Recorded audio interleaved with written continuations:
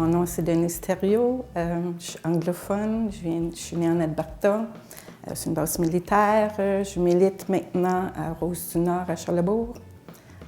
J'ai un enfant de 30 ans et j'ai 3 petits-enfants. Moi, c'est Ève.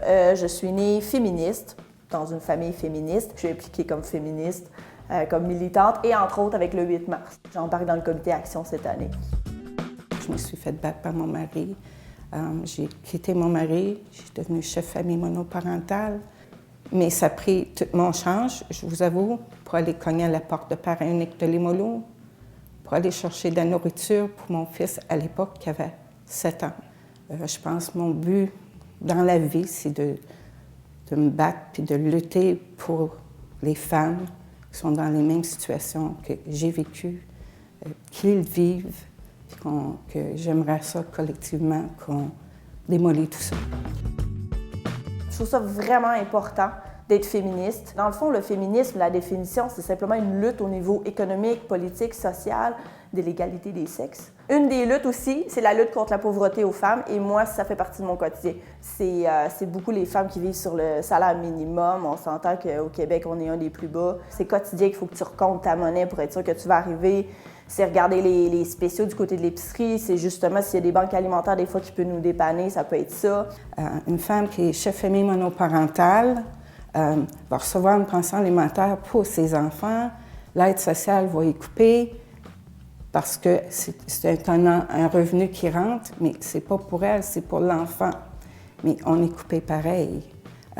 S'il y a quelqu'un qui nous aide, on est coupé parce qu'on n'est pas supposé de accepter de l'aide. On est supposé de vivre avec le montant qu'on reçoit. C'est une question d'image aussi, c'est pas non plus quelque chose d'évident. Moi, je sais que maintenant, mes voisins me donnent les canettes, ça me fait un petit revenu. Mais avant, je fouillais dans les poubelles comme à peu près. Je dirais, mon Dieu, on est tellement nombreux, là, on se chicane quasiment pour les poubelles. C'est comme... Mais c'est ça, le quartier. Fait que c'est vraiment un quotidien qu'on rencontre. Malheureusement, oui, en tant que femme. Je sais bien qu'on n'aime pas en parler, mais c'est vrai qu'en tant que femme, ça m'aide pas du tout.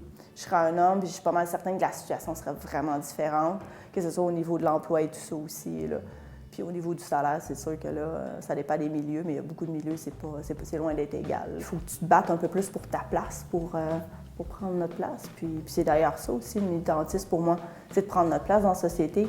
Quand on est un groupe de femmes qui veut être la voix de celles qui n'osent pas de parler, pour lutter pour toute femme, selon les différences, c'est là qu'on avance. Pour moi, c'est là que je vois que je suis vraiment féministe, parce que c'est là que ça me donne mon énergie, c'est là que ça me donne ma force, c'est là que ça me dit que oui, on va réussir, peut-être pas demain, mais on va réussir.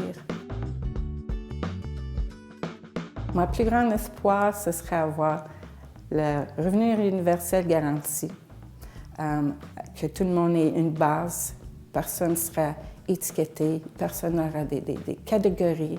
Que le gouvernement arrête de couper justement pour les plus pauvres, parce que quand on entend parler que les pauvres sont de plus en plus pauvres, c'est malheureusement vrai, puis pour les femmes encore plus. L'itinérance, les femmes, c'est sûr que c'est différent, mais il y en a. Puis en plus, je dirais même de plus en plus jeunes. Juste quand je suis allée à la Nuit des sans-abri, il y en avait beaucoup plus de jeunes.